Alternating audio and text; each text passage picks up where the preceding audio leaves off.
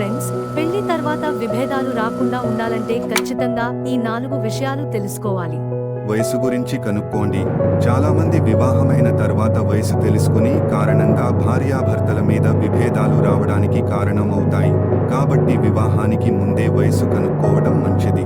వివాహానికి ముందే ఆరోగ్య సమస్యలు ఏమైనా ఉంటే అది ముందుగానే కనుక్కోవాలి. ఎందుకంటే ఒక్కసారి వివాహం అయిన తర్వాత ఎవరికీ అనారోగ్యం వచ్చినా వివాహాన్ని తర్వాత వివాదాలు వచ్చే అవకాశాలు ఎక్కువగా ఉంటాయి. అందువలన ఇది తప్పకుండా జ్ఞాపకం చేసుకోవాలి.